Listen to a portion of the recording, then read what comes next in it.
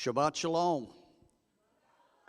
Amen. What a pleasure it is to have you in our listening audience this afternoon. We have a real powerful opportunity to access the kingdom in a dimension that I think that has been kept from us for generations, and now all of a sudden Abba has begun to reveal some truths that I believe are pertinent to the season we're living in. And I don't know about you, but every Shabbat that we come together, something phenomenal seems to be happening. And this particular Shabbat is going to be one of the, in my opinion, a pinnacle in your life.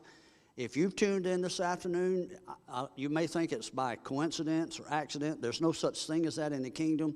You're here by divine decree. And Father is going to reveal some truths to you this afternoon that's going to help you engage His presence in a new dimension in the days that's in front of us. And so we want to welcome you to Remnant Manna United, and we're just delighted to have you in our listening audience. And we also want to welcome our friends from Canada and from across the nations that are Covenant Calendar, Tim and Charlene. It's just a privilege to have them as our co-host this afternoon. And Tim's going to be sharing some things that I promise you is, in the South, we would tell you it's going to blow your socks off. And so make sure that you pull your socks up tight. And we're just going to say, Tim and Charlene, thank you so much for what you've done already, sharing these things with us. Yes. For the work that you put in. And we honor you guys because of your service to our King. And we do not take that lightly. Shepherd John and I have both been in the ministry for a long time, and we know what it takes to put out this kind of material that makes you a target for the naysayers and those that might have a tendency to disagree with what you're sharing. And we're so grateful that Abba's finally brought our paths together, and we're just excited. And so without further ado, y'all give Yahweh a praise offering, and then Tim, take it away, brother. Charlene. Shabbat Shalom, everyone. We are honored beyond explanation to be here with you. This is an exciting day, an exciting Shabbat. And I'm so thankful to be given this opportunity to speak Yahuwah's word. Charlene, are you ready to go? I know we're pressed for time here. Yeah, can you give me 2 minutes? I just need another minute and a half or so, and just see if there's questions from anybody. Questions? Well, I don't know if there's questions. I can't hear anybody, but I want to say a few months ago I was listening to Pastor David speak on a program, and I was excited beyond belief. I'm a heavy-duty mechanic, and I couldn't even work. I was pacing the floor. I was so excited at what I heard, and I called him up, and I praise Yahuwah that Pastor David allowed me to speak to him for about an hour, and in that hour, I was on the railroad. I had things I had to say. And fascinating enough, Pastor David was all ears. He listened, and he listened, and he listened. And then he listened again on another meeting. And it was just absolutely fabulous, because as I was completing the verses, he already knew what I was going to say. Having never seen what I was presenting before, he already knew what I was going to say. I couldn't believe my ears. It absolutely astounded me. Yahuwah, through the Ruach, had Pastor David ready, present, willing, and able. And I can't tell you how blessed that I am, and that Covenant Calendar is, and Kim here with us, to be connected with you people here. I am excited. I've been listening to Pastor John for a number of years, been listening to Pastor David for a while, and this is a big day, everyone. This is Yahuwah's day. Let's praise him for it. Yes, and I would like to welcome everybody as well. I'm Charlene Forch from BC, Canada. Tim is in Alberta. We are very happy to have Kim with us. She team teaches us from Michigan. She comes along with us, in everything that we do. And we're just welcome. So welcome here, and we just welcome everybody that's with us. So today we're going to have the Last Supper. There are 2 parts to it. It doesn't matter which part you do first. Either one can come first or second. But today we're going to be doing the date of the Last Supper. We just finished teaching the bread of the Last Supper. That'll be up on a YouTube as well. But I do believe that we're ready to go. and I will share the screen, and Tim and Kim and myself will be teaching together. So write your questions down if you have any, and we'll see you when we get done. There's about 90 slides, PowerPoint slides. We hope that you really enjoy it. So we'll just get this going.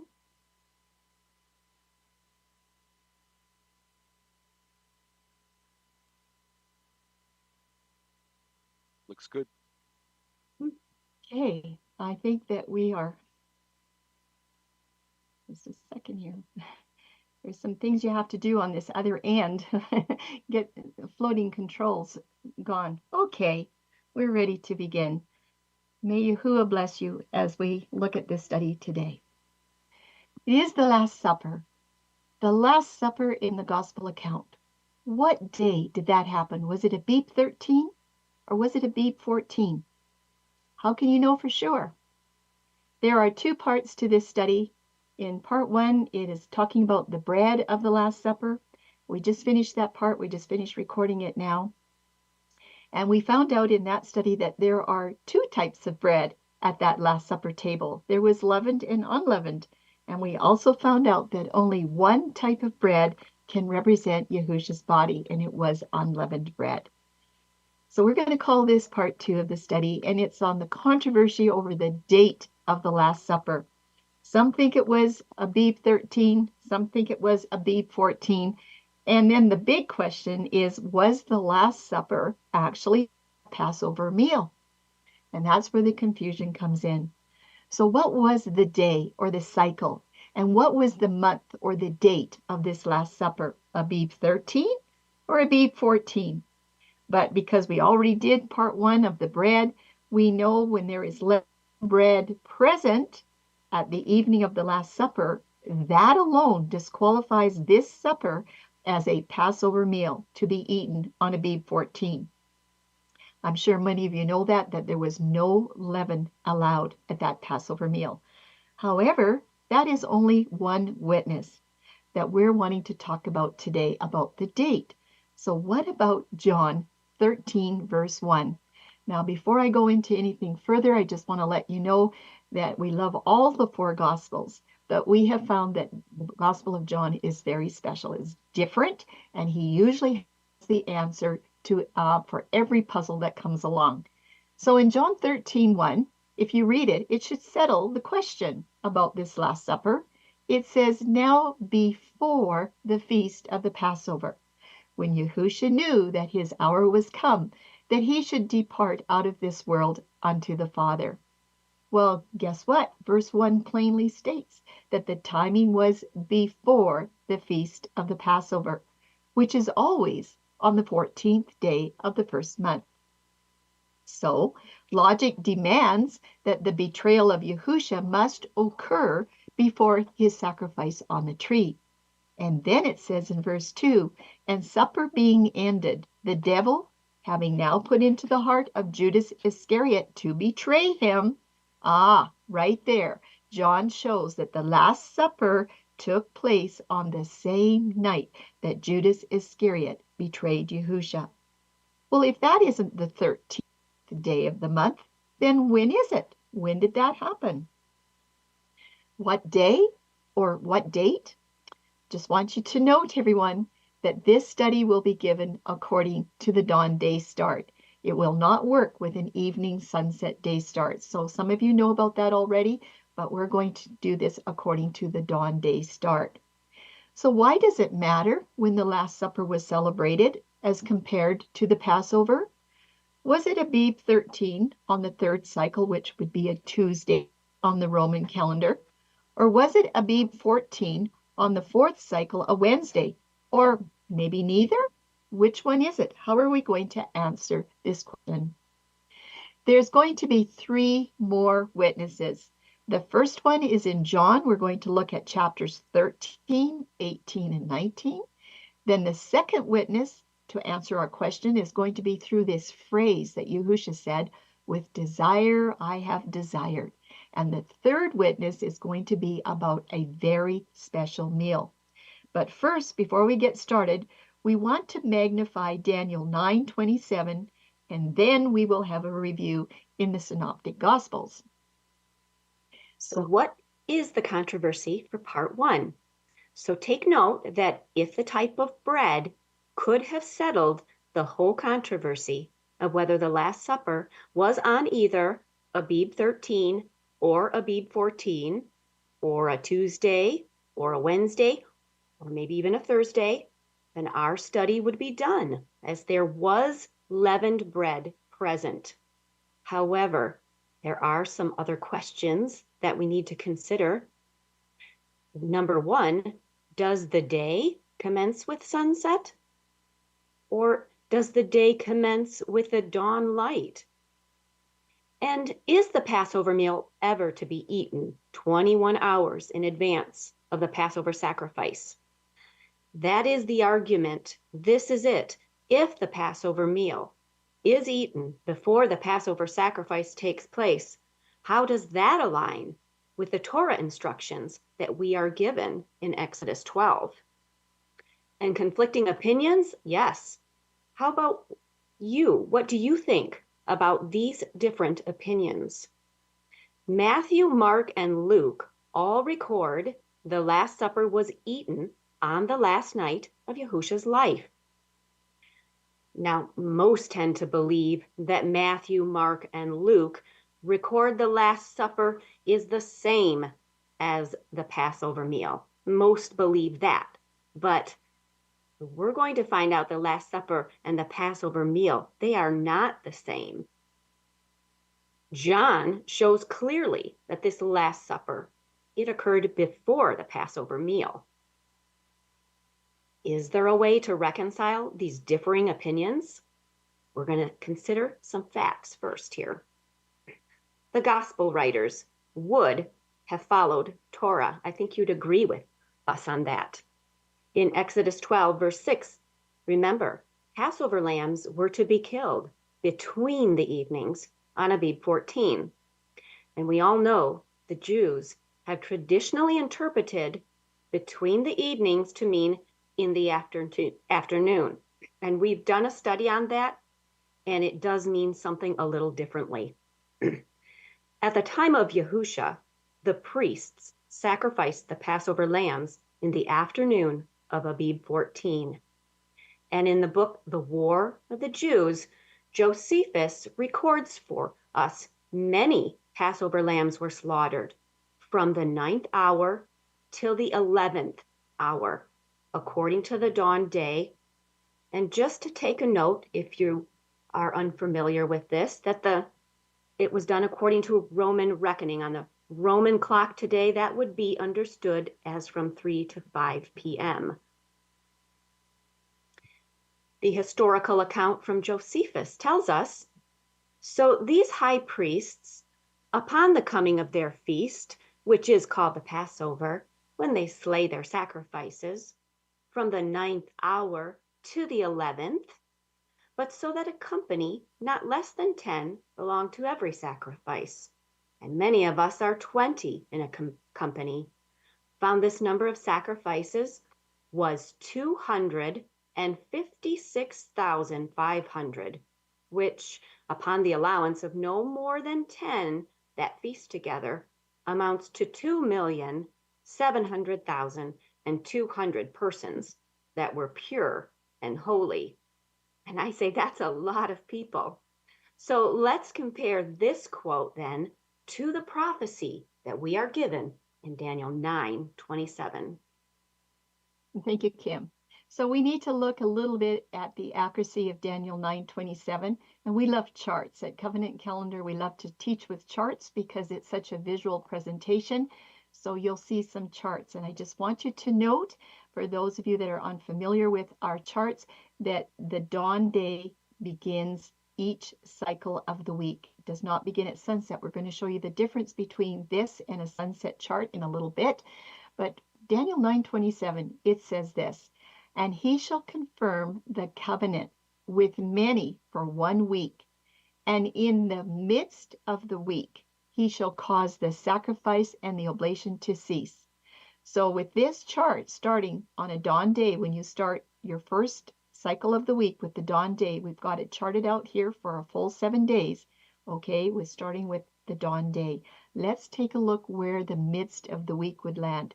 3.5 days on one side, 3.5 on the other. Look at that. The very midst of the week would be the Erev of the fourth cycle. Happens to be the exact midst of the week. What did Daniel say? That was when he would cause the sacrifice and the oblation to cease.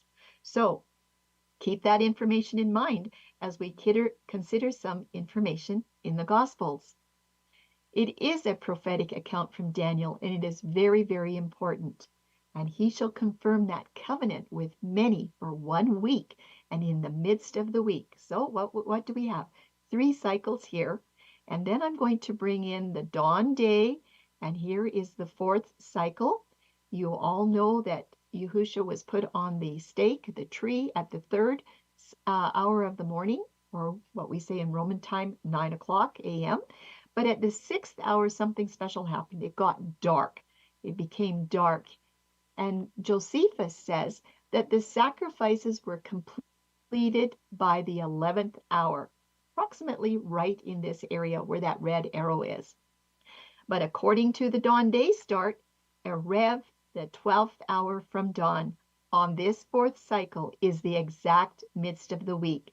This 12th hour also fulfills the Daniel 9:27 prophecy. And then comes the night season of that 4th cycle. And when the dawn comes at the end of that 4th cycle, it begins the Feast of Unleavened Bread for those next 7 days. Very, very simple with the dawn day.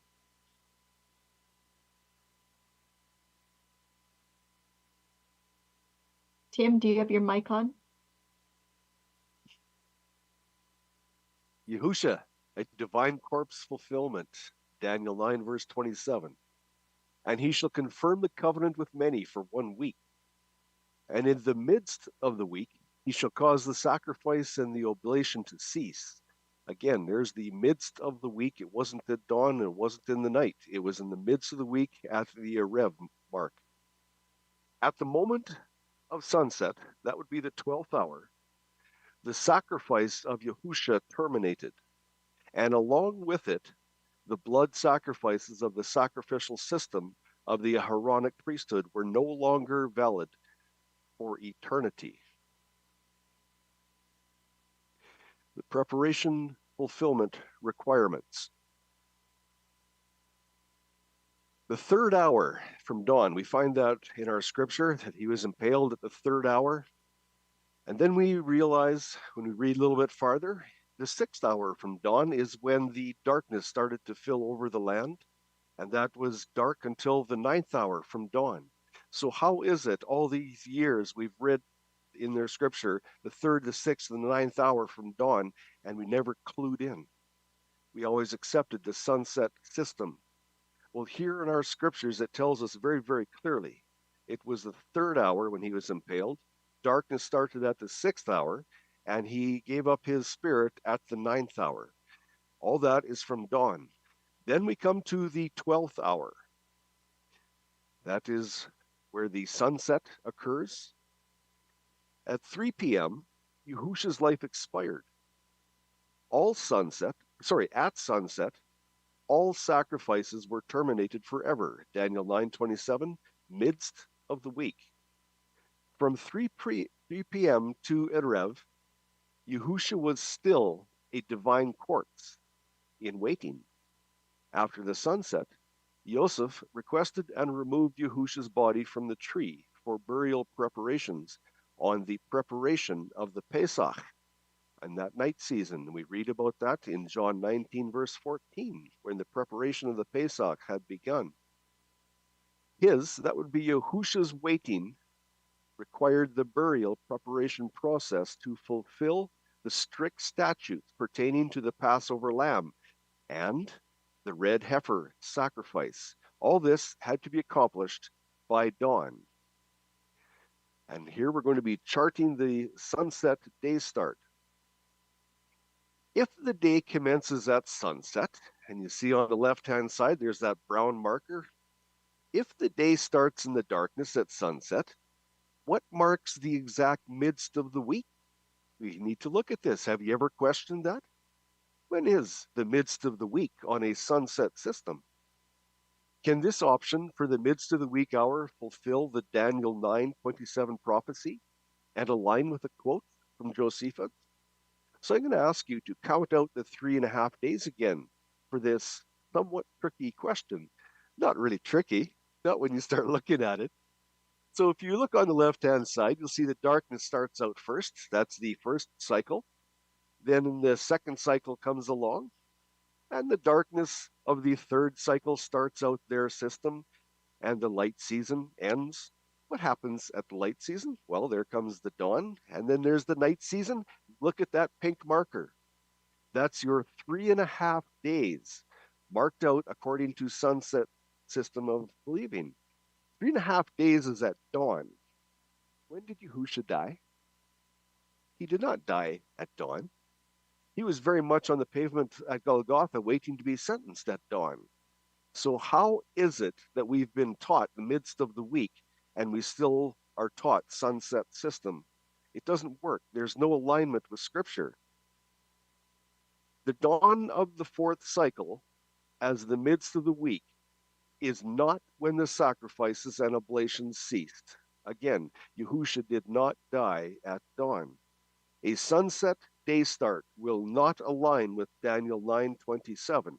This is another nail in the coffin of sunset theory once you started looking at it.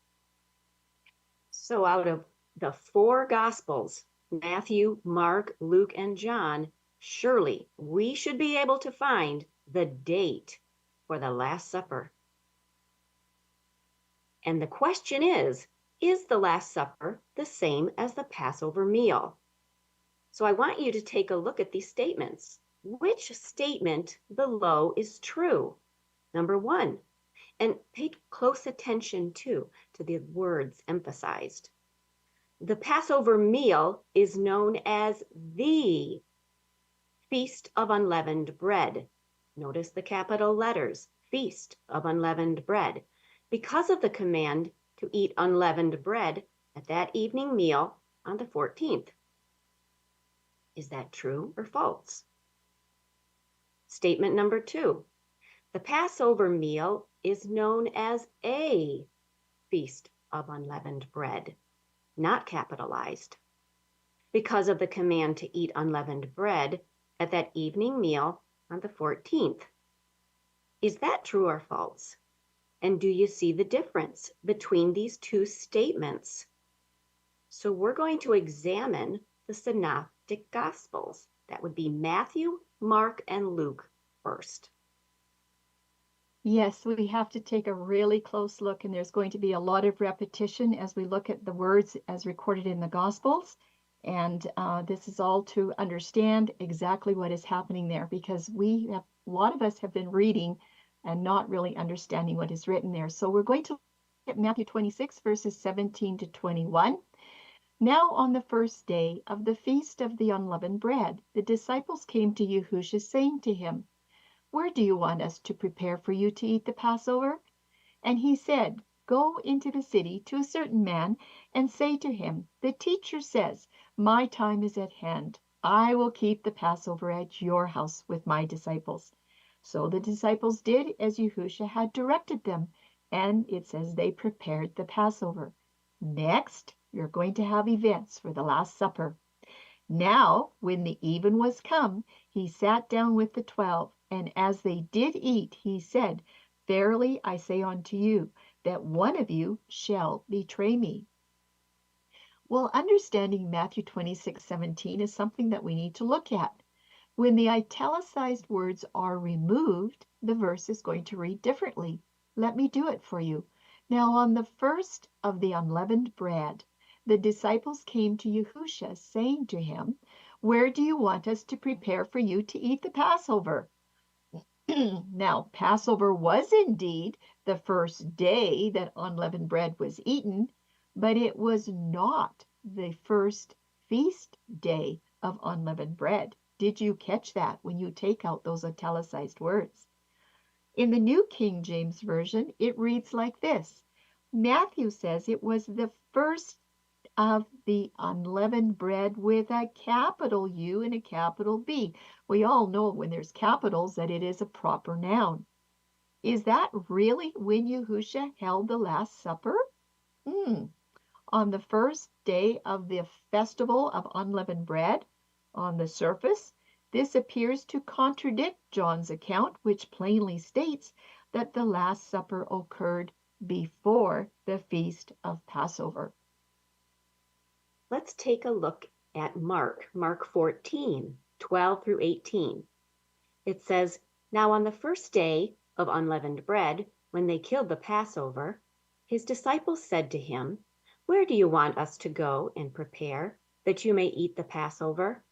And he sent out 2 of his disciples and said to them, 'Go into the city, and a man will meet you carrying a pitcher of water. Follow him. Wherever he goes in, say to the master of the house, the teacher says, where is the guest room in which I may eat the Passover with my disciples? Then he will show you a large upper room, furnished and prepared. There make ready for us.' So his disciples went out and came into the city and found it just as he had said to them, and they prepared the Passover." So what does this mean? Let's look at the events again here in 17 and 18. "And in the evening he cometh with the 12, and as they sat and did eat, Yahusha said, Verily I say unto you, one of you, which eateth with me, shall betray me." So this sounds like we have the same challenge here in Mark as we did in Matthew. Luke 22, verses 7 to 16. "Then came the day of unleavened bread, when the Passover must be killed. And he sent Peter and John, saying, Go and prepare the Passover for us, that we may eat. So they said to him, Where do you want us to prepare? And he said to them, Behold, when you have entered the city, a man will meet you carrying a pitcher of water. Follow him into the house which he enters. Then you will say to the master of the house, The teacher says to you, Where is the guest room where I may eat the Passover with my disciples? Then he will show you a large furnished upper room. There, make ready." So they went and found it just as he had said to them, and they prepared Passover. Next, looking at Luke. Luke records the events for the Last Supper, verse 14. "And when the hour was come, he sat down, and the 12 apostles with him. And he said unto them, With desire I have desired to eat this Passover with you before I suffer. For I say unto you, I will not any more eat thereof until it be fulfilled in the kingdom of Yahuwah." And the question, is Luke just as challenging as Mark? Well, it sure sounds like it. It sounds like something's going on. We need to take a closer look at Matthew, Mark, and Luke, but let's do it this time in the New King James Version. Remember, our context is Abib 13. Where do you want us to prepare for you to eat the Passover? Also remember, everyone, that Yahusha had told them 3 times previously that he was going to die. He was going up to Jerusalem to die. He was the Passover sacrifice, but they did not remember that. So let's look and see what's happening in the New King James Version for these verses. I want you to pay attention to italicized words and to capital letters. It says, "Now on the first day of the feast of the unleavened bread, the disciples came to Yahusha." What? What about Mark 14:12? "Now on the first day of unleavened bread, when they killed the Passover lamb, his disciples said to him." What about Luke in the New King James? "Then came the day of unleavened bread, when the Passover must be killed." And I need to ask you, is there an emphasis here on the feast of unleavened bread, the proper noun, which would actually start on Abib 15? We want to look at some other versions besides the New King James in Matthew 26:17 and Mark and Luke, okay? And remember, our context is still Abib 13. We learned that with the bread study. And the question is, where do you want us to prepare for you to eat the Passover? They really thought Yahusha was going to be there to eat the Passover. So I'm just going to leave the New King James Version at the top. And under this rainbow line, we'll look at two others versions. I've only chosen two, the NIV and the Scriptures, the 2009 version. In the NIV, it says on the first day, and I want you to note that we have this day with a Y and a red letter here. There's a reason for it.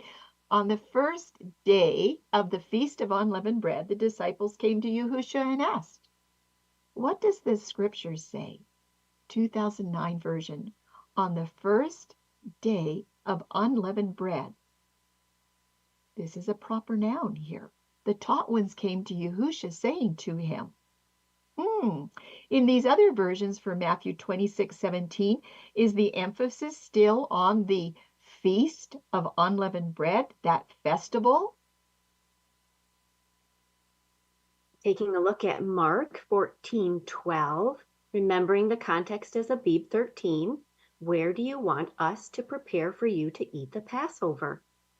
And in the New King James Version, it says, now on the first day of unleavened bread, that's capitalized, when they killed the Passover, his disciples said to him. And taking a look in the NIV and the Scriptures 2009 for that same verse, NIV says, on the first day of the capital Feast of Unleavened Bread, when it was customary to sacrifice the Passover lamb. And the Scriptures 2009, we read, and on the first day of unleavened bread, capitalized again there, when they were slaughtering the Pesach lamb, his taught ones said.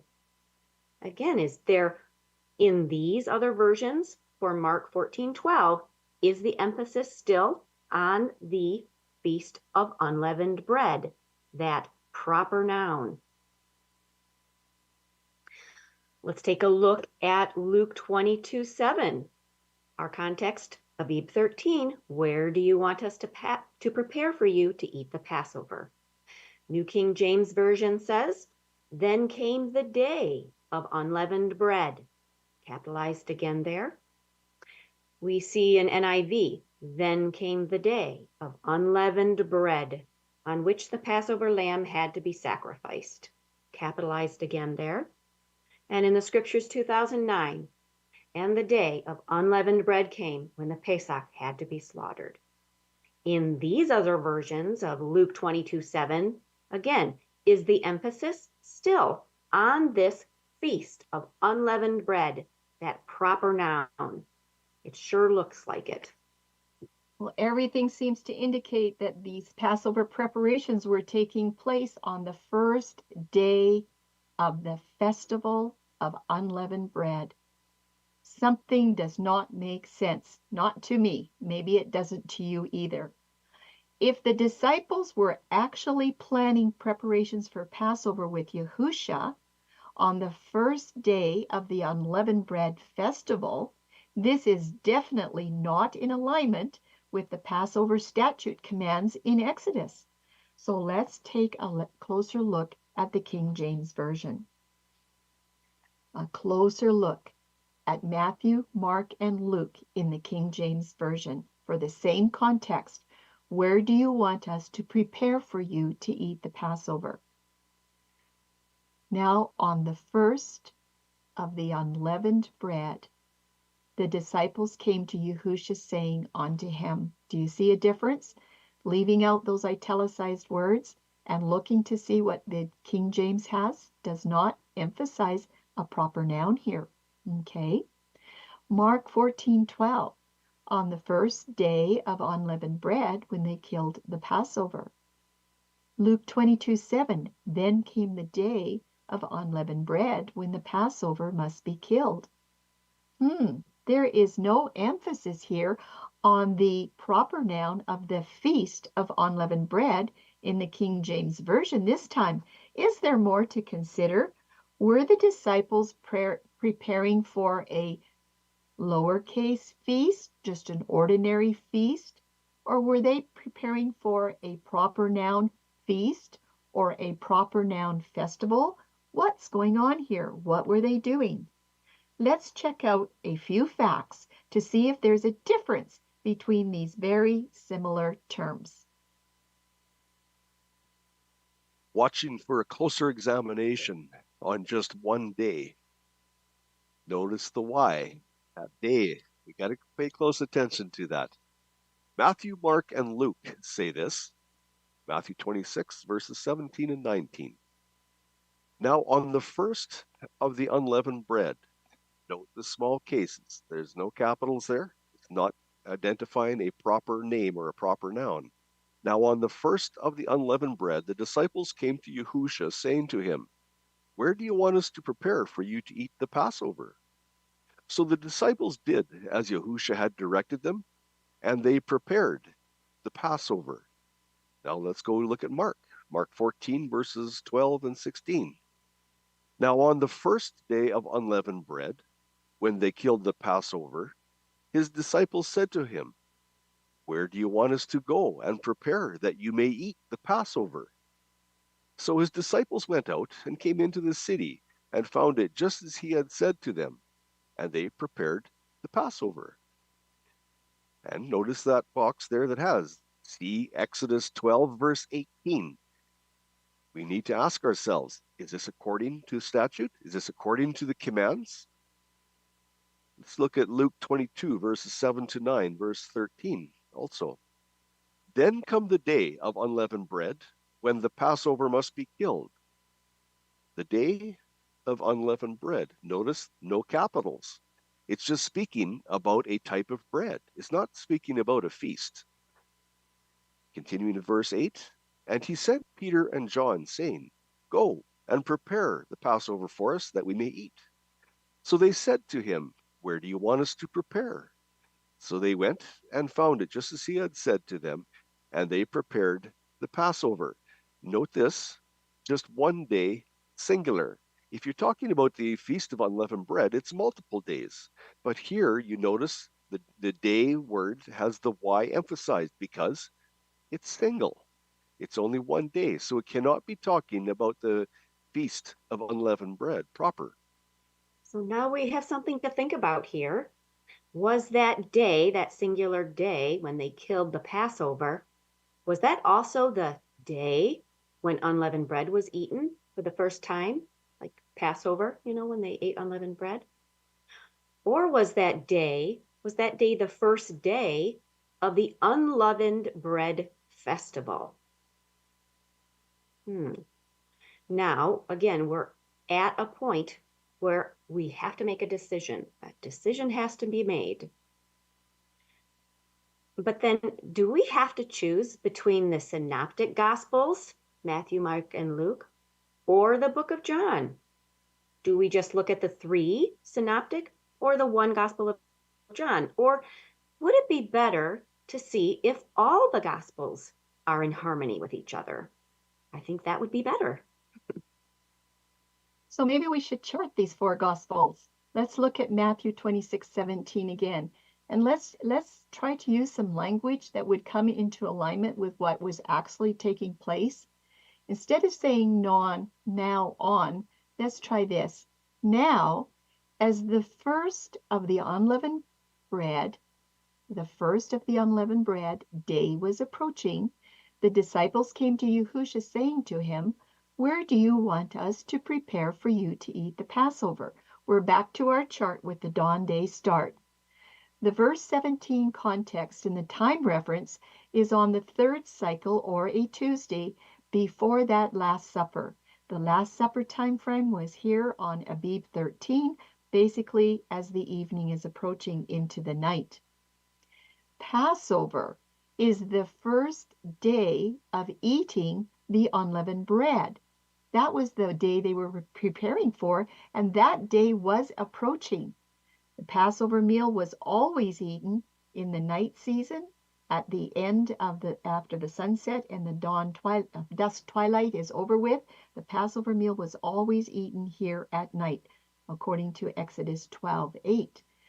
Then the festival of the unleavened bread, the festival, it also had 7 days that were approaching that you would eat unleavened bread on those days. There is only one way for the Synoptic Gospels to be understood. There were days approaching that were connected to unleavened bread, and the context is about Passover day arriving. You know, it was impossible for the disciples to place this request on either the Passover 4th cycle, and they couldn't do it on the 5th cycle, Abib 15, because Yahusha had already expired. So we have to look at the events of actually what was happening. Translations discrepancies? Yes, there are.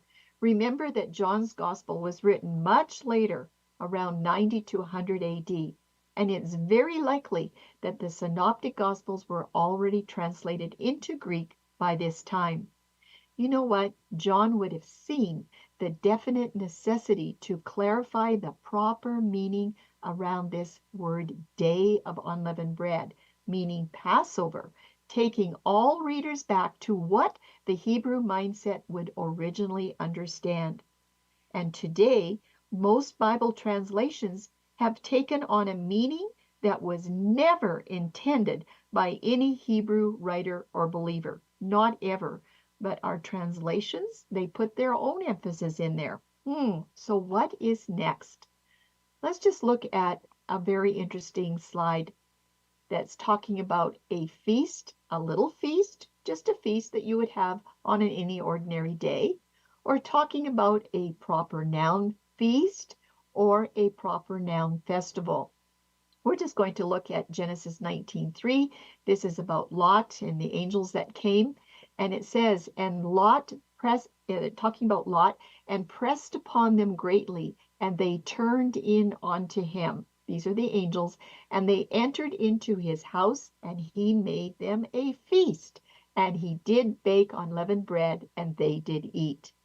Feast, 4960, mishta, it can mean drink, by implication drinking, or the act of. Also, look at this, by implication, a banquet, or generally a feast. And the King James can use words such as banquet, drank, drink, feast, feasted, or feasting. This is just an ordinary feast that you could have any day of the week, okay? This was not a proper noun feast like the festival, the feast of the festival of unleavened bread. But for covenant calendar definitions, we all should know that the full Passover festival includes Passover Day, it includes the unleavened bread festival of 7 days, and it also includes the wave sheaf festival. So let's start with Passover. The Passover festival is the 14th of Abib. It is the first day that unleavened bread is eaten in this 8-day festival. Right there, Passover is that very first day. And then we all know that follows after that. There are 7 days of the festival of unleavened bread. 2282, the festival of unleavened bread. 7 days with a feast every day that has unleavened bread, including the wave sheaf is somewhere within that festival. And of course, on wave sheaf, you'll be eating unleavened bread as well. And this now includes the full Passover festival. It has all these 3 components. That is according to Exodus 12:18. So on Abib 13, in Matthew, Mark, and Luke, the disciples asked where to prepare the Passover. For what? For the Abib 14 feast day of small unleavened bread. It was a feast in the evening, in the night, of unleavened bread, and that was approaching. That's what they were asking him. It was not to prepare for the festival of unleavened bread. And there's many, many people that think that that's the way it is. So in many studies, we want to make sure that we are, number 1, watching the content. Number 2, we watch the context, and especially with words like a and the or the, as these words are going to cause a difference in the final context. We want to compare other versions of Scripture as well.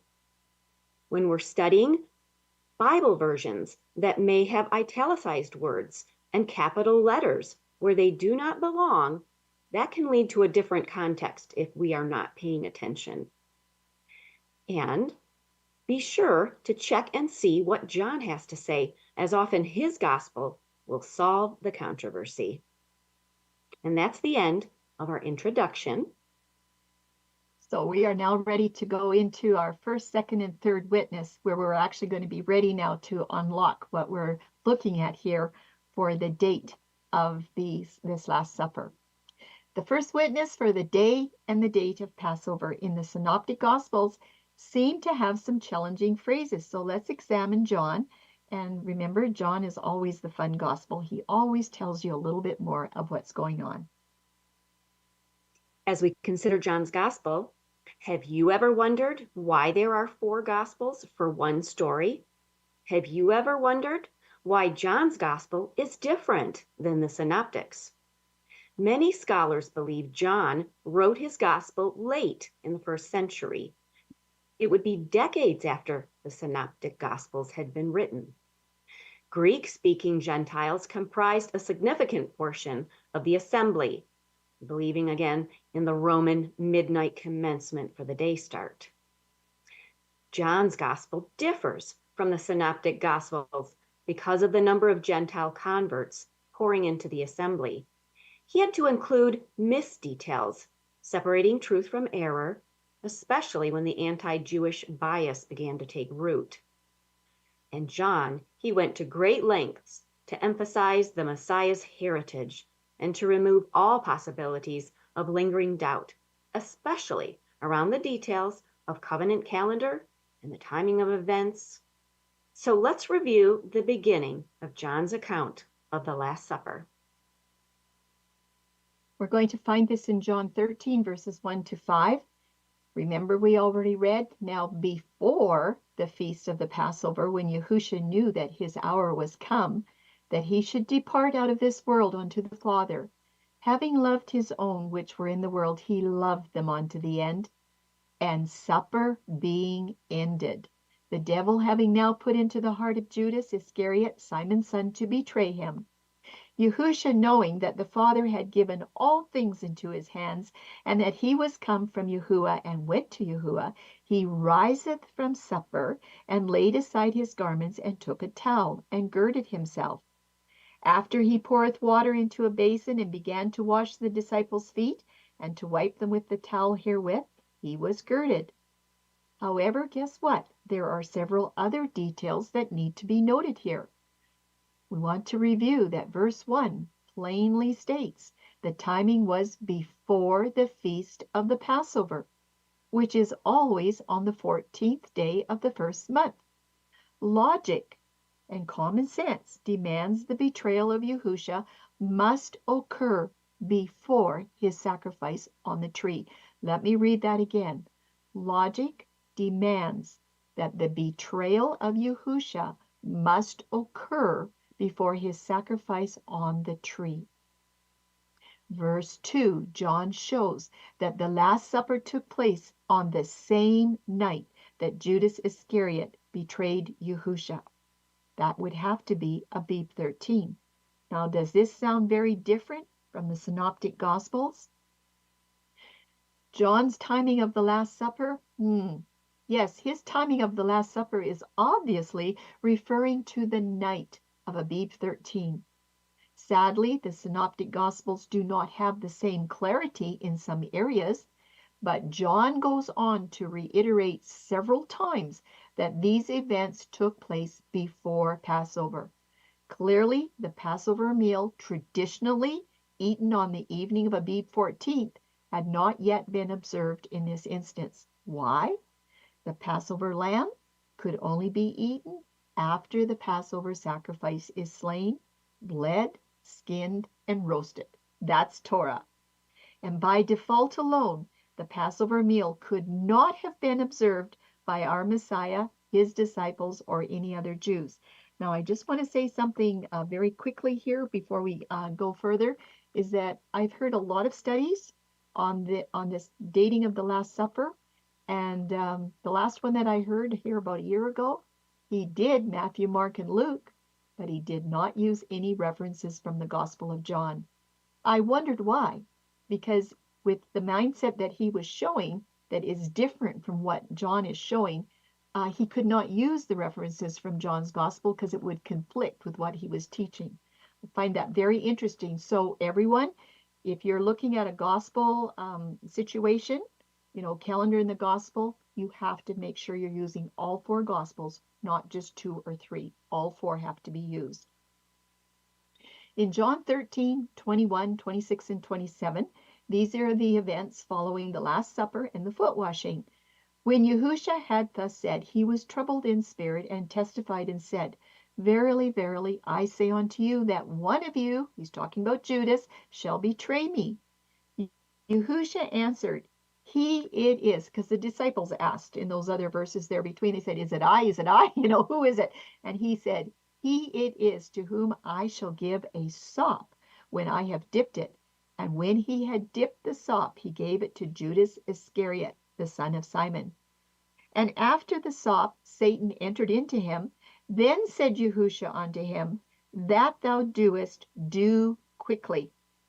These events can only occur on the night season of Abib 13, the day before Passover on Abib 14. Let's keep looking.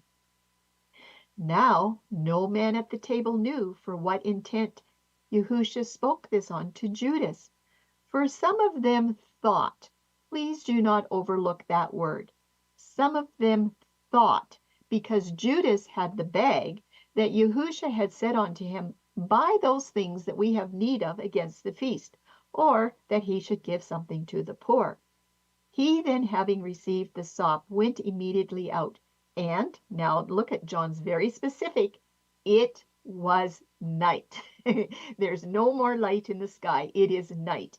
Once Judas left, Yahusha gave his last words to the remaining 11 disciples in chapters 14 to 17, includes only about approximately 3,000 words, and none of these are recorded in the Synoptic Gospels. But in verse 29, did you catch the calendar lingo? These are calendar studies. We watch for calendar lingo. It says the disciples thought Yahusha said, Buy those things. This is obviously not the night of the 14th because Yahusha is still with them. So we're seeing that John has many extra details. Chapters 14 through 17. John is the only gospel writer that records many additional instructions from Yahusha to his disciples, from the time Judas left the group until they went to the Garden of Gethsemane. And some of those details are the revealing of his Father and the promise of the Helper in chapter 14. Lessons on the vine and the branches, the coming rejection, and also the work of the Ruach in chapter 16. And then Yahusha's prayer for himself and others. John's other important details. Let's consider 3 examples of details in John's Gospel not found in the Synoptic Gospels. John 18, verse 28. Then they led Yahusha from Caiaphas to the praetorium. And it was when? It was early morning. But they themselves did not go into the praetorium, lest they should be defiled, but that they might eat the Passover. Yes, they were devout to their faith, and they were not going to be defiled if they could help it. But when did that Passover start? For them, it was starting that evening on their lunar calendar. This early morning, in the context of the covenant Passover day, John records all the Passion events with Roman reckoning of time. Roman reckoning. I want you to listen to those words, and that Roman reckoning, we're going to explore that later on this evening. The importance of Roman reckoning, understanding when you're looking at John, cannot be overstated. That is a phenomenal concept that unites John with the rest of Matthew, Mark, and Luke. It is absolutely incredible. Continuing on. And the day beginning at midnight. Let me start that sentence again just so it makes sense. John records all the past events with Roman reckoning of time and the day beginning at midnight. Therefore, the early morning is correct for both dawn, sunset, day start, and Roman reckoning time. Notice, no one had eaten the Passover meal yet. Not yet. John's other important details. John chapter 19, verse 13. John 18, verse 28 had just declared it was early morning. That's dawn, or very close to dawn, I should say. Chapter 4, or verse 14. Now it was the preparation of the Pesach. Interestingly, when you start in John chapter 13, you read all the way from chapter 13 to this point, and there's no mention of a change of day or date. Yet here at dawn, John the reporter, I like to call him, he announces the start of the Passover. Now it was the preparation of the Pesach, and about the 6th hour, that is Roman reckoning of time, and that's from midnight to 6 a.m. is 6 hours. And he, Pilate, that would be talking about, said unto the Jews, Behold your king. The Synoptic Gospels count the 6th hour from a dawn day start. See Matthew 27, verse 45, Mark 15, verse 33, and Luke 23, verse 44. The 6th hour ends at the hour of noon, when the sun was darkened till the 9th hour. The timing of John's account aligns perfectly. And I hope you're with us this evening because we're going to dig into this in very, very deep detail. John 19, verse 31, continuing on here with point number 3. The Jews, therefore, because it was the preparation, that would be the 14th, that the bodies should not remain upon the tree on the Shabbat, for that Shabbat was a high day. That would be the first unleavened bread convocation, to be more precise. They besought Pilate that their legs might be broken and that they might be taken away. So I want to suggest here that there's 2 types of Jews that we read about. And I know I had to learn this myself. There's the Jews that did not believe, and there's the Jews that did believe. And it's very dependent upon the context. We have to understand. We have to read the context, and then we can decide what type of Jews were these.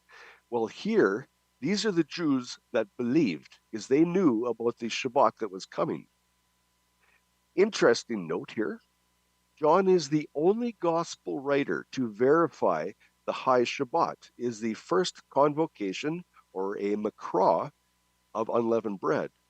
There is no indication that a high Shabbat must include 2 Shabbats, one on one day, as some teach. John identifies the first makra, or the first convocation of unleavened bread, as the high Shabbat. There is no other written in Scripture. Let's read about the unleavened bread convocation observance. We see in Exodus 12, 16, and 17, that's found in the Book of the Covenant. On the first day, that is of the unleavened bread, the 15th, on the first day there shall be a holy convocation, and on the 7th day there shall be a holy convocation for you. No manner of work shall be done on them, but that which everyone must eat, that only may be prepared by you. So you shall observe the feast of unleavened bread, for on this same day I will have brought your armies out of the land of Egypt. Therefore you shall observe this day throughout your generations as an everlasting ordinance. And then we read in Leviticus 23, 6 and 7, and this is found in the book of the law. And on the 15th day of the same month, Abib, is the feast of unleavened bread to Yahuwah. 7 days you must eat unleavened bread. On the first day you shall have a holy convocation. You shall do no customary work on it. John has clarity with details here. As you can see, John points out repeatedly for us that the Last Supper, the betrayal of Judas, Yahusha's arrest, and the beginning of his trials, they all occurred before the Passover cycle of Abib 14. Therefore, the Last Supper also occurred on the day before Passover. We read in John chapter 19, verse 31, and it shows us with certainty that the day following the Passover preparation day, that was the annual High Shabbat, a rest within the convocation, was the first day of unleavened bread, which usually fell on Abib 15. And remember, the definition of a High Shabbat, it is not an annual feast, Shabbat convocation, rest period that falls on the weekly Shabbat, or that seventh day, because the seventh day is a noun. Yahuwah, he commanded the Israelites to observe this Makra, this convocation, every year. Let me review here the synoptic accounts of the Last Supper. Number 1, the disciples came to Yahusha on Abib 13. Number 2, they asked him where he wanted them to prepare to eat the Passover meal, which would normally occur the next night on Abib 14. At least it appears these disciples assumed they would be eating the Passover meal with Yahusha again. They did not know. They had heard many times, but they did not understand that he was about to die. Point number 3. Yahusha instructed Peter and John how to find the place where they should prepare to eat the Passover on the night of Abib 14. And that is because they thought, there's the thinking again, they thought they would be eating the meal together at that point. But they had not heard the words of Yahusha. Yes, they listened, but they did not internalize and understand. He told them the owner of the house would show them a large furnished upper room. Point 5. Mark and Luke both state it was there, in that room, that they were to prepare for the Passover meal to be eaten. We can read about that in Mark 14, verse 15, and Luke 22, verse 12. After the supper, early the next day, the following synoptic testimonies following the events of the Last Supper the next morning. So what morning date was this? Date. Interesting. We need to understand these dates. Not at the feasts. Matthew 26, 4-5. Not at the feast. You're going to have 3.5 hours of instruction on those words this evening. Remember those words, not at the feast. This is going to be exciting. Matthew 27, verses 1-2. When the morning was come, all the chief priests and the elders of the people took counsel against Yahusha to put him to death. And when they had bound him, they led him away and delivered him to Pontius Pilate, the governor. Mark 15, verse 1. And straightway, in the morning, the chief priests held a consultation with the elders and the scribes and the whole council, and bound Yahusha and carried him away and delivered him to Pilate. So when it says here in Mark 15:1, in the morning, what morning was that? Just something to think about. Luke 23, verse 1. And the whole multitude of them arose and led him unto Pilate. Luke here has no details of the morning. Typically, the Passover meal is to be eaten the night of Abib 14. We read about that in Exodus 12:8, after the sacrifice, and according to the Torah statutes, not the night before, on the 13th day, about 21 hours before the sacrifice. Why is that statement there? Because a lot of times the people that believe the sunset to sunset system on their different types of calendars, they declare that the sacrifice happened, that the meal happened before the sacrifice. And it finds no scriptural alignment whatsoever. It is very, very important that we understand this. So what does this information that we just read, what does this have to do with the Last Supper?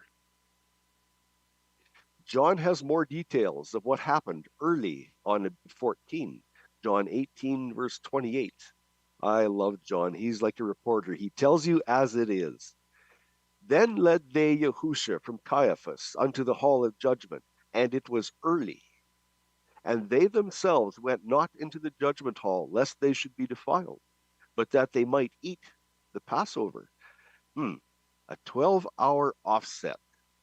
That offset is going to become brilliantly clear this evening. I hope you're there. Question here. Who is being referred to as they? Is that the Pharisees? Or is it the other disciples? Whoever it was, the Passover meal had not been eaten yet, neither by the Pharisees or any disciples of Yahusha at the Last Supper the night before. And just to comment on that 12-hour offset, there's also a 6-hour offset that we're going to be examining too. Did you know there was 3 calendars recorded in Scripture on this Passover? Just the thought. Join us this evening. We're going to look forward to it. Continuing here, in John 18, verse 28, he said, it was early when Yahusha was led from Caiaphas to Pilate. So how early was it? John 19, verse 14. Again, this is a special verse. Now, it was the preparation of the Passover. That's about the 14th in Roman time. And about the 6th hour. But I thought the day started at dawn. How can it be the 6th hour from dawn? Well, it's not. John is telling you it's about the 6 a.m. It's about the 6th hour from Roman reckoning time of midnight. And he, Pilate, said to the Jews, behold your king. Here, John's specific timing is about 12 hours after the Last Supper, with at least another 12 hours to, note that capital letter, to a Passover meal. Whose Passover meal was that? That's the question we're going to examine tonight in detail. Note for the Synoptic Gospels, Matthew and Mark record Yahusha was led to Pilate early in the morning, marking the Passover of Abib 14. Early in the morning. So whose Passover started at sunset? Along with Luke, their record of the 6th hour is when the sky became darkened, seeing our sacrificial Messiah. So the timing of the 4 Gospels now is finally perfectly synchronized. Yes, now that the Gospels have been aligned where it seems they did not agree, we're going to examine an area where they do agree, about 12 hours after the Last Supper. And the topic, do the Gospel writers agree that a new day begins with sunset? Where do the Gospels agree? These 4 testimonies all follow the events of the Last Supper. Typically, the Passover meal would be eaten the night of Abib 14. By that time, Yahusha had laid down his life. He volunteered his life. Nobody took it from him. Matthew 27, verses 57 to 58. Now when the even was come, there came a rich man from Arimathea named Joseph, who also himself was Yahusha's disciple. He went to Pilate and begged the body of Yahusha. When the even was come, when you look in the Hebrew Bohan edition of Scripture, you will see that word is erev. When you go through the Old Testament, you will find that word erev means the mixture, and it can only occur after the sun has set. Note that, after the sun has set. Mark 15, verse 42 to 43. Now, when the even was come, because it was the preparation, that is the day before the Shabbat of the 15th, Joseph of Arimathea, an honorable counselor, which also craved for the kingdom of Yahuwah, came, went in boldly unto Pilate, and craved the body of Yahusha. Now, if you asked me for one verse in Scripture to show the dawn to dawn system of reckoning the day from Genesis 1, I would give you this verse here, Mark 15, verse 42. This verse is so incredibly powerful. I'm not going to get into it anymore right now because we are going to dig into this verse this evening. I look forward to it. I'm excited, man. I am excited. Okay, continuing on here. Luke 23, verse 54 to 55. And that day was the preparation, and the Shabbat, epiphosko, it drew on. What is that word, epiphosko? It's to grow light. Sunset grows dark. Yet here Luke says, and that day was the preparation, and the Shabbat was about to grow light, when you understand that definition. Dawn to dawn, people, it's not sunset. And the woman also, which came with him from Galilee, followed after, and beheld the sepulchre, and how his body was laid. John 19, verse 31. The Jews, therefore, because it was the preparation, that the bodies should not remain upon the tree on the Shabbat day, for that Shabbat was an high day, besought Pilate that their legs might be broken, and that they might be taken away. Well, we have some agreement places here in the Scripture, and we're going to find a lot more agreement later. So what does this information have to do with the Last Supper? Oh, yes, we are looking for all four Gospels to agree on a Passover point because they have to, otherwise there's something wrong. So this is going to be a chart, a very busy chart. I'll try to go slow with it.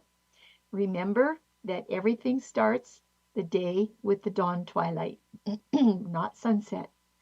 And that is definitely one example where the Gospels all agree that the day begins in the morning with dawn. Now, having said that, I will also say that Matthew, Mark, and Luke basically use the dawn day for everything, okay? When it comes to John, he does too, except when he's talking about the Passion Week, he's using Roman reckoning of time that dovetails together with the dawn day. And you're going to see that in the next study that we have. So anyway, we're going to start here on the 11th day, the 12th day, and then the 13th of Abib. This is where the Last Supper was, okay, in the evening into the night. You know, the interrogation was there during the night. Let's keep looking to see what happens. Why? Because the even of the Passover day does not change the date to Abib 15, like many of our sunset friends understand and have been taught. The dawn day begins Passover day right here, the first light of dawn, not sunrise, just the first light of dawn. This is what we're going to be looking at on Passover day. Remember, there's darkness at the 6th hour. We know that at the 3rd hour, he's impaled, and at the 6th hour, darkness covers the area. Point number 3, at the 9th hour, Yahusha says, it is accomplished. The plan of salvation was accomplished when he laid down his life and gave up his spirit. Very important point. Point number 4, the 12th hour of this cycle or this day season begins at Erev. This portion where the sunset has brought in the portion of Erev, or the mixing, okay? This is the 12th hour of Passover festival. Now we're going to look at the four gospel writers. Mark 15 says, the even was come. The evening, the mixing, that's after sunset, right here. The even was come. And he said, remember we read it, it was still the Passover preparation day. It says still the preparation day. That is talking about Passover.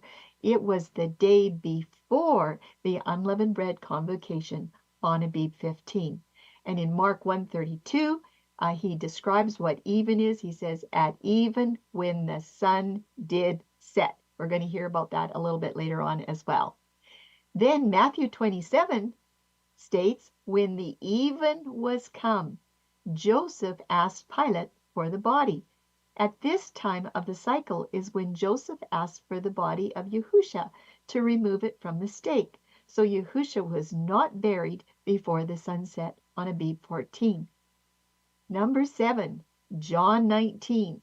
He says it was the preparation day, the day before the unleavened bread high Shabbat. That's what John 19 has to say. We have one more to look at, and that's in Luke. Luke 23 declares that this Passover day was the preparation, and he says the high Shabbat drew on. And that is with the approaching light of dawn. Epiphosko, the Shabbat was drawing on. It was getting light. Right there, Luke takes you right up there to right before the next light for Abib 15. In this dark season right here of Abib 14 was the time that Joseph of Arimathea and Nicodemus were preparing Yahusha's body for burial, wrapping him in linen and spices and ointments to lay him in the tomb. Isn't that wonderful? After Luke tells us that the high Shabbat was drawing on, then we know that the dawn day for the first unleavened bread convocation was coming after all of these events. It's wonderful to see all of the gospel accounts come together on this very, very important point. You don't have to leave out the book of John to understand it.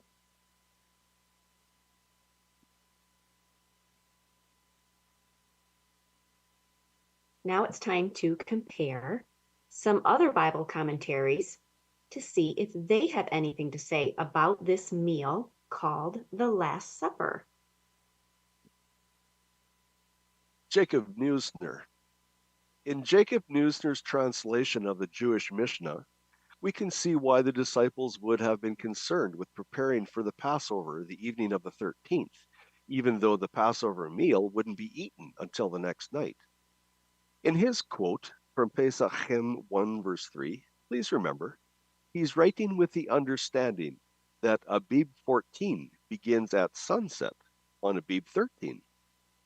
Pesachim is the third tractate of the Seder Moed of the Mishnah and of the Talmud. It is concerned mainly with the laws of the Jewish holiday Passover as well as the Passover lamb offering. How come that the Wikipedia calls it the Jewish holiday of Passover? I thought it was Yahuwah's Passover. Just a thought. Note here, even though Neusner is using the reasoning that Abib 14 begins the evening before, in his context, he is speaking of de-leavening and possibly anointing the chosen room so that it would be clean from all questionable activity of the past. This rented room might have even needed a spring cleaning. Quite likely. Jacob Neusner on Pesachim 1 verse 3. And it writes here, R. Judah says, they seek out leaven on the night of the 14th, on the 14th in the morning, and number 3, at the time of removal.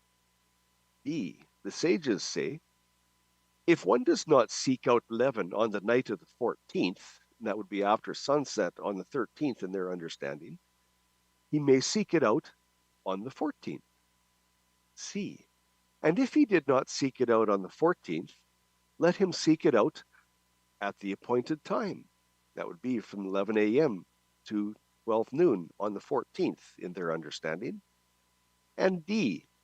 If he did not seek it out at the appointed time, let him seek it out after the appointed time to nightfall. Interesting. All kinds of provisions if you happen to forget or just procrastinate. New Unger's Bible Dictionary. Unger confirms how the Jews prepared for the observance of the Passover. On the evening of the 13th of Nisan, which until that of the 14th was called the preparation for the Passover, every head of a family searched for and collected by the light of a candle all the leaven. Before beginning the search, he pronounced the following benediction. Blessed art thou, O Yahuwah our Elohim, King of the universe, who hast sanctified us with thy commandments, and hast enjoined us to remove the leaven. After the search, he said, whatever leaven remains in my possession, which I cannot see, behold, it is null and accounted as the dust of the earth. Prepare the Passover. This is G 2090. What does this phrase really mean? The phrase prepare the Passover, found in Matthew 26:19, Mark 14:16, and Luke 22:13, comes from the Greek phrase hetoimason, to Pesach. According to Strong's Concordance, the Greek verb root hetoimaso means to make ready, prepare, to make the necessary preparations, get everything ready. This is drawn from the Oriental custom of sending persons on before kings on their journeys to level the roads and make them passable. So clearly, one of the reasons the disciples questioned Yahusha about where they were going to eat the Passover meal was because Exodus 13:7, the Torah statute, states, "Neither shall there be leaven seen with thee in all thy quarters." Prepare the Passover. What does this phrase really mean? The night the Passover meal was eaten, the Israelites followed the command to remove all leaven from their dwelling places. We read in Exodus 12:18, "In the first month, on the 14th day of the month at even, ye shall eat unleavened bread until the 21st day of the month at even." Now note, unleavened bread was eaten on a total of 8 days, counting from the 14th to the 21st. And the following penalty was prescribed for eating leavened bread during this feast of unleavened bread. Exodus 12, verse 15. "For a 7-day period shall you eat matzahs, or unleavened bread. But on the previous day, that is preparation day, you shall nullify the leaven from your homes. For anyone who eats leavened food, that soul shall be cut off from Israel, from the first day, the 15th, to the 7th day, the 21st. And this is in the Stone edition Tanakh. How could the disciples not understand? When the disciples questioned Yahusha about where they were going to eat the Passover meal the next night, that would be Abib 14, they still did not fully understand that his life would be laid down by then. The Messiah would not be able to eat any Passover lamb because he was destined to be sacrificed as the Passover lamb. Read about that in 1 Corinthians 5, verse 7. Yahusha did not cause undue grief. Instead of explaining to them again that he would be in the process of being buried when the time came to eat the Passover meal, he simply told the disciples where to prepare to eat the Passover meal. After all, that's what they wanted to hear, as they did not seem to hear or comprehend that Yahusha had already told them many times he was going to Jerusalem to die. Yahusha used their final meal together on Abib 13 to instruct his disciples one last time before his death. What else did Yahusha provide? After Judas left the group, Yahusha provided many final instructions to his friends. It's likely the disciples knew they were gathering together on the evening of the 13th to receive some teachings or instructions, as was common with a rabbi and his followers before the feast season began.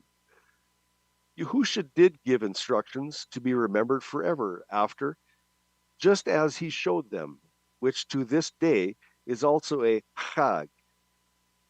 This was the instructions that we need to do today. Well, not today, but as we observe Passover.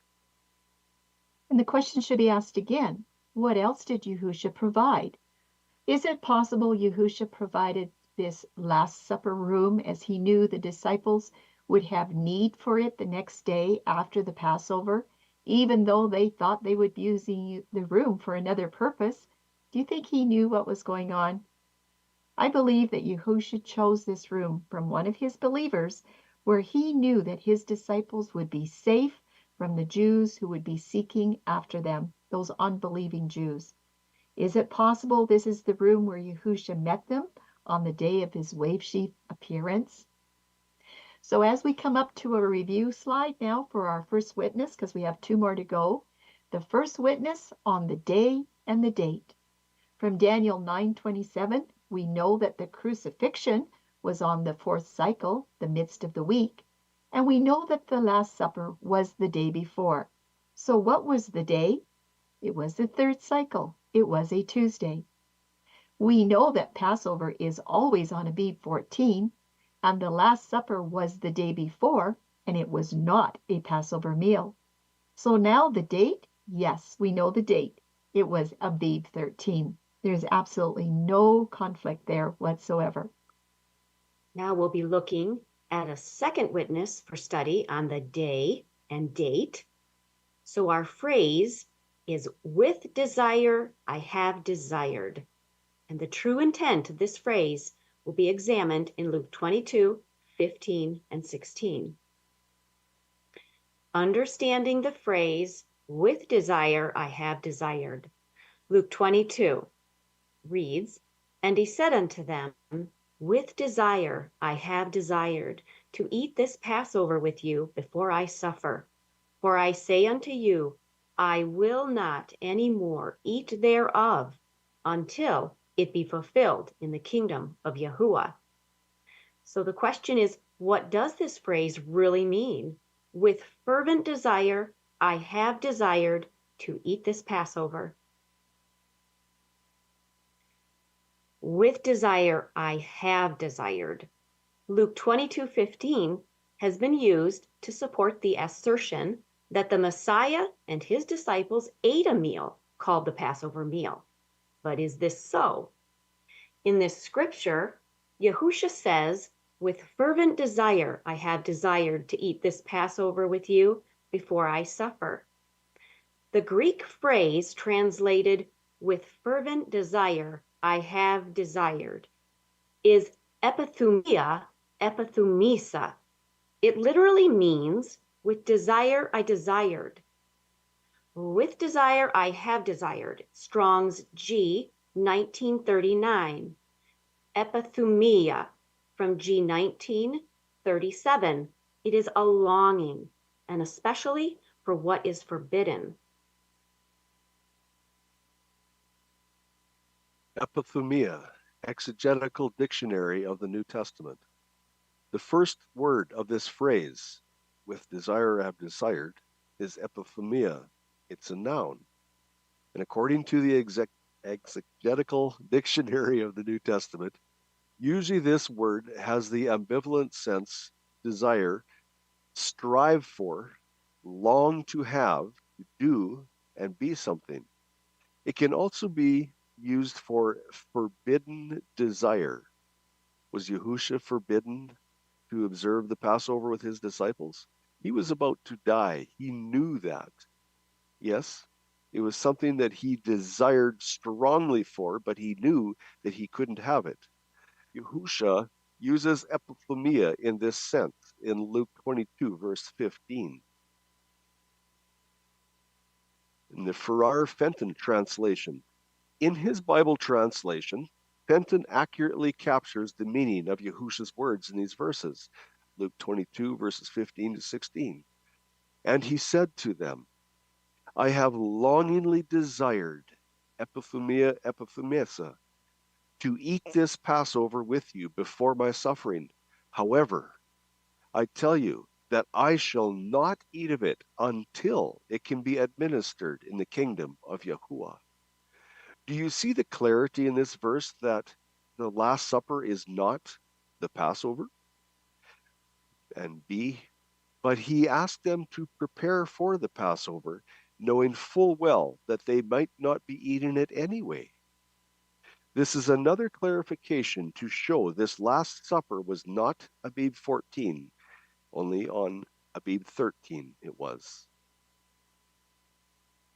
So I hope you enjoyed that little short section on with desire I have desired. So we're ready to do our review on this second witness of which day and which date.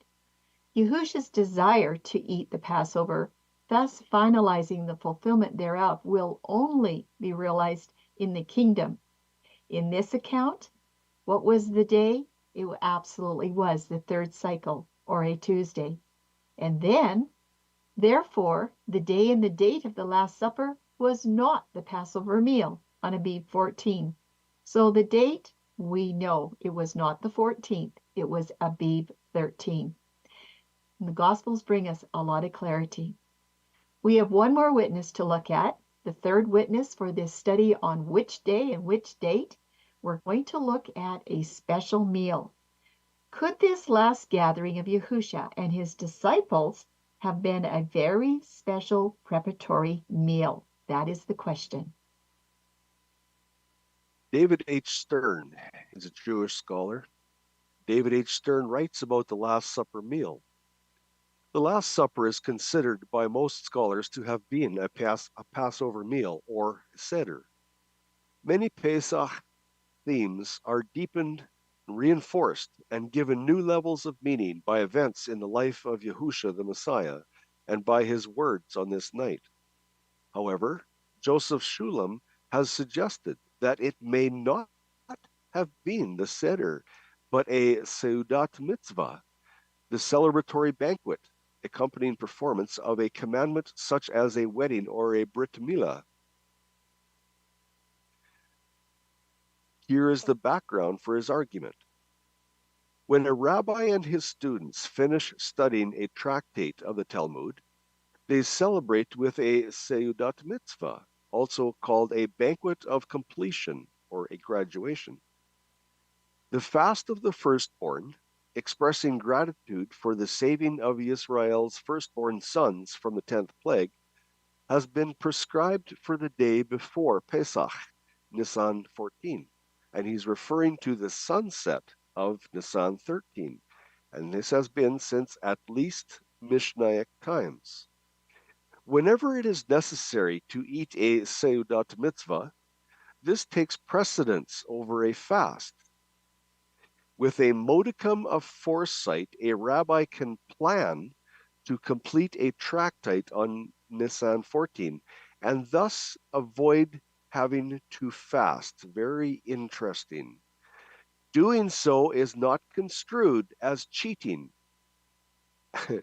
And in fact, it has become a custom. Very interesting thoughts. I'll reserve my comments for that. Would that be like making up your own rules? I think that's enough said there. I think it's excellent, very applicable. Stern's quote continues. The tradition of the fast of the firstborn dates at least from Mishnaic times. But Shalom reasons.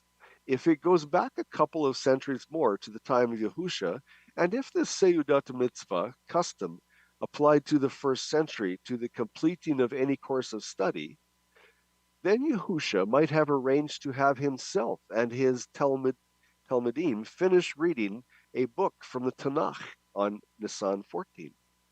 Or, since Yahusha knew he was going to die, he may have regarded it as appropriate to complete his disciples' earthly course of study with a banquet. This solution would also resolve to perceived conflict. Let me start that again. This solution would also resolve the perceived conflict between Yochanan and the Synoptic Gospels over the timing of the Last Supper. A perceived conflict. Let me suggest, when you have a look tonight at what we have to present tonight, you will see there is no conflict. In fact, it's linear alignment in its purest form. Be there. I hope you are. I'm excited. From the Companion Bible. The Companion Bible comment on Luke 25:15, Bullinger states that the Last Supper Yahusha and his disciples ate was not the eating of the lamb, but the chagagah, or feast, which preceded it. He goes on to explain that it follows, therefore, that Yahusha, I don't care for that word there, that Yahusha being crucified on the preparation day could not have eaten of the Passover lamb, which was not slain until the evening of the 14th of Abib, i.e., in the afternoon. Thus it is clear that no Passover lamb could have been eaten at the Last Supper on the previous evening. Well, it occurs to me that Bullinger knows his statutes of Yahuwah quite well. No lamb at the Last Supper? None of the four Gospels mentions a lamb being eaten at the Last Supper. The time had not yet come to slay the Passover when the Messiah and his disciples gathered for the Last Supper. And in addition, the verses of Deuteronomy 16, verse 2 and 5 and 6 are Torah instructions for the sacrifice of the Passover lamb. Even after the Last Supper, were the disciples still intending to follow through with the Torah guidelines for Passover? We read in Deuteronomy here, chapter 16, verse 2, Thou shalt therefore sacrifice the Passover unto Yahuwah thy Elohim, of the flock and the herd, in the place which Yahuwah shall choose to place his name there. And verse 5, Thou mayest not sacrifice the Passover within any of thy gates, which Yahuwah thy Elohim giveth thee, but at the place which Yahuwah thy Elohim shall choose to place his name in, there thou shalt sacrifice the Passover, at even, at the going down of the sun, at the season, that is Abib, that thou camest forth out of Egypt. So note, at the Last Supper, Yahusha had to show the disciples that no more sacrifices were necessary after this new covenant-confirming meal, instituting new ordinances. Soon they would understand the reason for such a huge change. Given on Abib 13, that is the day before Passover. The instructions from Moses? Yes, Moses recorded the explicit instructions regarding the proper place to sacrifice the Passover right there in Deuteronomy. The Israelites were not allowed to sacrifice the Passover anywhere they wanted, but only at the place where Yahuwah chose to put his name. That was once they came into the land of Canaan.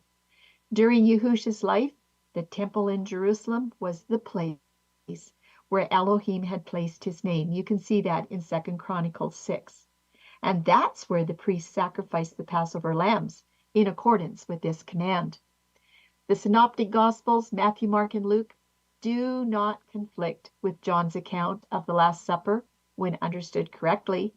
In fact, a careful study of all four Gospels shows that Yahusha and the disciples did not eat the commanded Passover meal during their last time together before Yahusha died on his Passover, because no one can eat the Passover lamb meal on Abib 13 before it is sacrificed and roasted on Abib 14. They simply prepared for the upcoming Passover festival, fully intending to partake of a Passover meal on Abib 14. At the Last Supper, the disciples could have eaten some type of celebratory or preparatory meal in Yahusha's presence on the evening of Abib 13. It was at this supper that Yahusha himself, as the high priest of the Melchizedek order, established this new way to celebrate the Passover without the lamb through these simple symbols of the bread and the drink. Then he also endorsed the foot washing. Note, Yahusha did not partake of these symbols. After the meal and the foot washing activity, Yahusha once again sat at the table to instruct his disciples and give another clue that there was a betrayer in the group. The clue was the betrayer would receive the sop. That's in the part 1 study. This is when Judas Iscariot arose and left after he received the sop, illustrating the removal of leaven from the group. He left to carry out his plan to betray Yahusha to the Jewish authorities. Would it not seem appropriate for Yahusha to use leavened sop to designate the 11th disciple in the group that was soon to betray him? And in conclusion, Yahusha and his disciples obviously could not have eaten a Passover lamb with their meal the night of Abib 13. The scriptures, through Paul, clearly state the Messiah was our Passover, 1 Corinthians 5:7. Matthew, Mark, and Luke all record that Yahusha died at the 9th hour. That's 3 p.m. Roman reckoning of time. This coincides with the same time as recorded by Josephus for when the slaughter of the Passover lambs commenced. Yahusha fulfilled the symbolism of the Passover lamb by giving his life on the covenant calendar, Abib 14. No future Passover lambs had to ever be sacrificed again. Well, we're just going to spend about 2 slides on the fast of the firstborn. It's a really huge study, but let's take a look. There's been considerable discussion on who ate what and on what day was it in this section. What do we know for sure? Well, there was no lamb at this Last Supper. Number 2, the disciples partook of the unleavened bread and drink as emblems of Yahusha's body. There is no record that Yahusha partook of these emblems, and there's no reason for him to do so in the first place. However, remember, he began his ministry with fasting, and he fasted many times up to his Passover sacrifice that would fulfill the Torah type. Number 5, it is understood that the lamb chosen on Abib 10 for the Passover sacrifice was fasted the last 4 days of its life. Number 6, because Yahusha fulfills all the types, all the shadows that point toward him, then he would also fulfill the fasting requirement as the Passover lamb. Could it be that if this Last Supper was a celebratory meal, that he would have been fasting anyway? He certainly did qualify for the fast of the firstborn, even if it is a tradition. Number 8, Yahusha fasted often during his full ministry, knowing that he would soon face a very great deal of temptation. And certainly this was the case for the upcoming events of his Passover. There is no doubt that he was fasting. He needed to have all of his capabilities around him. So questions. Is it possible that the disciples would not think anything unusual about Yahusha fasting again, as they would have observed him fasting many times throughout his ministry? And if that is the case, then the Last Supper was very likely a celebration of the finishing of their practicum with their master. They didn't realize it at that point in time, though. And in that case, the Last Supper definitely was not the Passover meal, and it did not take place on Abib 14.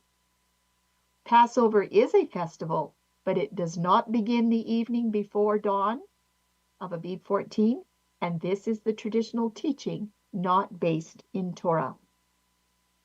The Synoptic Gospels can be reconciled with John. Therefore, when the topic of this study is approached with an open mind and the belief that the scriptures cannot be broken, we can reconcile all of these accounts. There in John 10:35, it says that scripture cannot be broken. Everything has to synchronize and work together. Let's look at an epilogue. The Last Supper celebration on Abib 13. It was the last time the disciples were together with Yahusha before he died. It is highly unlikely that any of the disciples ate a Passover meal during the night of Abib 14 under these surprising circumstances. However, there is something they did do, and that was lock themselves behind barred doors for fear of those Jews. In fact, they were still there by the evening of the first day of the week, which was Wave Sheep, as noted by John, right here in John 20, verse 19. Then the same day at evening, being the first of the week, when the doors were shut, where the disciples were assembled for fear of the Jews, came Yahusha and stood in the midst and he saith unto them, Peace be unto you. Even though they missed the Passover meal on this Abib 14, do you think they would have celebrated Passover in the second month? That's just a question for you to search out. You all know that Torah does provide for that option if the first Passover is missed, but there has to be some specific instructions. So under those specific instructions, would the disciples qualify to eat a Passover in the second month? Well, everyone, we're at a review for our third witness about which day and which date. And the final answer is the Last Supper was special, and it could have followed the tradition of a celebration meal with their master. And what was the day? Absolutely, it was the third cycle, a Tuesday. Therefore, this banquet would not have been a Passover meal on a Wednesday, midst of the week, Abib 14. The date, Abib 13. Absolutely. 60 AD, Paul's instruction on the Last Supper and the new Passover ordinances. 1 Corinthians 11:23 to verse 26. For I have received of Yahusha that which also I delivered unto you, that Yahusha, the same night in which he was betrayed, took bread. And when he had given thanks, he brake it, and said, Take, eat. This is my body, which is broken for you. This do in remembrance of me. After the same manner also he took the cup, which he had supped, saying, This cup is the New Testament in my blood. This do ye, as often as ye drink it, in remembrance of me. For as often as ye eat this bread, and drink this cup, ye do show Yahusha's death till he come. And note for this, Luke 22, verses 15 to 16 mentions, Yahusha will not eat of it until it is fulfilled in the kingdom. Very strong clue that the full fulfillment of Passover will be in the kingdom of Yahuwah. And I hope that each one of you listening will be there. This wedding supper is next. It's a celebratory meal for the everlasting covenant. And now we come to the end of this study. We just want to thank you so much for being with us today on this study about the Last Supper and the Gospel account. Was it Abib 13 or 14? I hope that you understand it now. If you have any questions or comments, you can send them to the Covenant Calendar team leaders at questions@studythecalendar.com. We thank you for your time, and shalom.